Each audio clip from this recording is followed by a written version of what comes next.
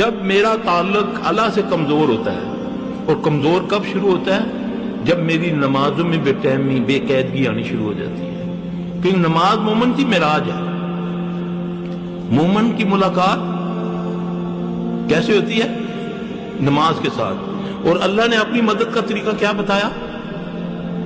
کوئی چلا کلا نہیں بتایا. اللہ نے فرمایا یا ایھا الذین آمنوا استعینوا بالصبر والصلاۃ، اے ایمان والو مجھ سے مدد چاہتے ہو، ذلیل و عزت چاہتے ہو، بے اولاد و اولاد چاہتے ہو، بیمار و شفا چاہتے ہو، مقروض ہو بندوبست کر دوں میں، تو تیرا کام کیا ہے؟ صبر اور نماز. اور سب سے زیادہ بے صبری ہماری اس کام میں ہے. مولوی صاحب تھوڑے کو ہفتہ ہو گیا پڑھائی کرنے پہ، کوئی فرق نہیں پیا، میں چلا گیا، میں مجبور ہو گیا فلانے کو، انہیں تویز دیتے کیلے دیتے ٹھوکنا سے خود کا بیڑا گرک ہو گیا. بے صبری نے تجھے مروایا نا. ذرا صبر تو کر. رب کہہ رہا ہے تجھے، اتنی بڑی طاقت والا، کن کہہ کے فیکون کر کے ساری کائنات کو بنانے والا، وہ تجھے فارمولہ دے رہا ہے کہ میں رب تیری مدد کروں گا، تو دو کام کر. کیا کر؟ صبر اور نماز. نہ مجھ میں اگر نماز ہے تو صبری نہیں، بے صبری ہے. اگر بے صبر ہے تو نماز نہیں ہے. وَاسْتَعِينُوا بِالصَّبْرِ وَالصَّلَاةِ. پھر سب سے بڑی بات ہے کہ اللہ سے ملاقات معراج کہتے ہیں نا. پھر آپ نے فرمایا مومن کی معراج ہے نماز، ہے نا. تو اللہ اس کے کتنا قریب ہے؟ نحن اقرب الیہ من حبل الورید. اتنا قریب اللہ. اور نہ اس نے تمہاری چغلی لگانی ہے کسی کو، نہ تجھے شرمندہ کرنا ہے. تم نے چپکے سے بیٹھنا ہے. اس کے یا اللہ جتیاں بھی لڑیاں نہیں، وہ کہے گا دے داں گا. یا اللہ نمک مکیا ہے، وہ بھی اس نے کسی کو کہنا ہے کہ وہ جا دیکھو میرے کو جتیاں منگنا ہے. یہ وہ رب ہے تیری ساری زبانیں سمجھنے والا، تیری رگے حیات کے قریب، خزانوں کا مالک. تجھے پکار رہا ہے حی علی الصلاۃ حی علی الفلاح. تجھے میں دونوں جہاں میں کامیابی دوں گا. کتنی مسجدیں بڑھتی ہیں، کون جاتا ہے؟ مجھے کہتے ہیں صرف صاحب دعا کرے اللہ میں کامیاب کرے. اور بدبخت مجھے کہتا ہے تجھے کیا پتا میری قبول بھی ہوتی ہے کہ نہیں. جو قبول کرنے والا خود تجھے 5 ٹائم بلا رہا ہے حی علی الصلاۃ حی علی الفلاح، کہ میں رب تیرے ساتھ وعدہ کرتا ہوں کہ تجھے دونوں جہاں کی کامیابی دوں گا. کتنے لوگ جاتے ہیں نماز پڑھتے ہیں، کتنے لوگ بیٹھ کے دعا مانگتے ہیں. ہم نے تو اللہ سے تعلق خود خراب کیا ہوا ہے. جب اللہ سے تعلق خراب ہوگا، جب اس ملک کے بادشاہ سے تمہارا تعلق خراب ہوگا، تو پھر شیاطین تمہارے پر جھپٹیں گے. پھر بدماش لوگ تو تجھے نہیں چھوڑیں گے. اس سے تعلق مضبوط صرف نماز کے ساتھ ہوگا، سچ کے ساتھ ہوگا، حلال کے ساتھ ہوگا، خیانت نہیں ہوگی، بے حیائی نہیں ہوگی. ان صلاۃ تنہا عن الفحشاء والمنکر. بے شک نماز بے حیائی اور برے کاموں سے روکتی ہے. 40 سال سے نماز بھی پڑھوں، 50 سال سے، پھر چغلیاں بھی کروں، حسد بھی کروں، فلمیں بھی دیکھوں، بیٹی کے ساتھ بیٹھ کر، بیوی کے ساتھ، نانی کے ساتھ، دادی بیٹھی ہوئی ہے، میں سارے کاموں سے فارغ ہو کر ڈرامے بھی دیکھ رہا ہوں، فلمیں بھی دیکھ رہا ہوں، گھر میں ساتھ بھی چل رہا ہے. تو بتاؤ تیرا قرآن صحیح ہے یا تو غلط ہے؟ تیرا رب کہہ رہا ہے ان صلاۃ تنہا عن الفحشاء والمنکر.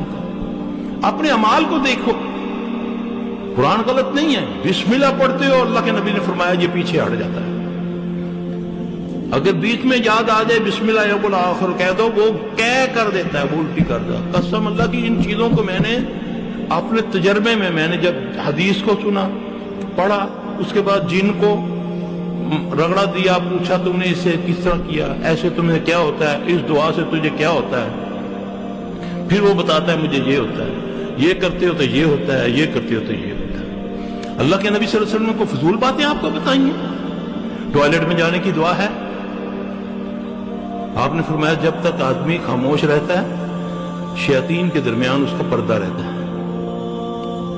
جب وہ بولے گا تو پھر وہ پردہ ہٹ جاتا ہے، پھر وہ تمہارے جسم کے ساتھ کھیلتا ہے. آج فون ہے، ہیلو میں لیٹرین کی بیٹھا ہے، میں فوج سے فون کر، ٹوائلٹ کے اندر باتیں ہو رہی ہیں، کپڑے اترے ہوئے ہیں، باتیں ہو رہی ہیں، بیوی سے باتیں ہو رہی ہیں، بیوی اندر سے والے دے رہی ہے ہانڈی کا چولہا بند کر دینا، لگ نہ جاوے ہانڈی. یہ کیا ہے؟ یہ ساری باتیں اللہ کے نبی بتا کر گئے ہیں کہ مت بولو، دعا پڑھو، باہر کھڑے ہو کے دعا پڑھو، اللہم انی اعوذ بک من الخبث والخبائث. یہ کیا ہے؟ مذاق ہے؟ کہ اللہ میں تیری پناہ میں آیا ان پلیت جنوں اور جننیوں سے. اس کا مطلب پاک بھی جن ہوتے ہیں. خاص کر کے کہا پلیت جن اور جننیوں سے. گھر سے نکلنے کی دعا کوئی ایسی دعا نہیں جس سے تمہارا جو اکرین ہے, جو تمہارا جو حمزات ہے, وہ تم سے علیحدہ ہو جائے. صرف اس دعا پڑھنے والا رسول اللہ صلی اللہ علیہ وسلم نے فرمایا جو گھر سے نکلنے کی دعا پڑھتا ہے بسم اللہ توکلت علی اللہ لا حول ولا قوت الا باللہ, باہر جو کھڑا اس کے انتظار میں کہ آج یہ نکلے گا, اس سے میں یہ گناہ کرواؤں گا, یہ کرواؤں گا, یہ کرواؤں گا, جو اس کا اپنا ذاتی جن جو اس کے ساتھ اللہ نے پیدا کیا ہے وہ اس سے پوچھتا کیوں کھلوتا ہے تم, کیوں کھڑے ہوئے ہو؟ کہتا میں اس کے انتظار میں ہوں. کہتا ہو چلو میں اس کا ذاتی جن ہوں.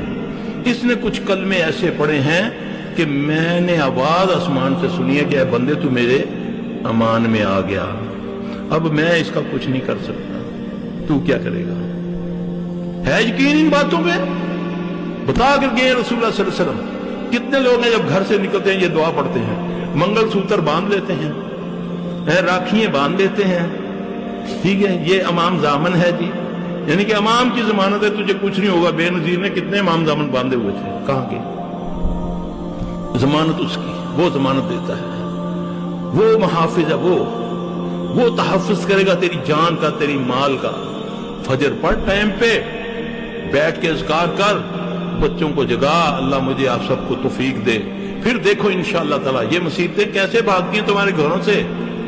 آج ادھر ادھر بھٹکتے پھرتے ہو, سفر کرتے ہو, لمبے لمبے فلاں جگہ جاؤ جی, یہ کرو جی, وہ کرو جی, اور تیرے گھر میں تو اللہ کے قریب نہیں, اللہ تیرے قریب ہے. کتنا قریب ہے؟ اتنا تو تیری امی بھی قریب نہیں ہے, تو بھی نہیں اپنے قریب, وہ تیری رگے حیات کے قریب ہے.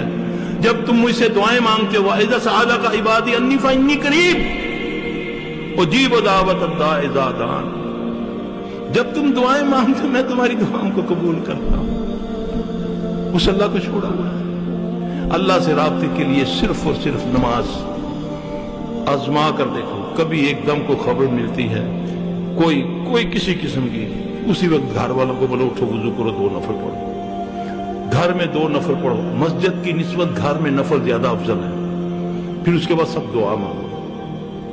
دیکھو کیسے مصیبت کا پہاڑ جو آپ کو ٹیلی فون کی وجہ سے پتہ چلا ہے کیسے دور ہوتا ہے. ایسے وسائل, ایسے اسباب میرا رب پیدا کرے گا کہ انشاءاللہ چند گھنٹوں میں, چند گھڑیوں میں اللہ تمہاری اس مصیبت کو ڈال دے گا. یہ اللہ کا طریقہ ہے, یہ محمد صلی اللہ علیہ وسلم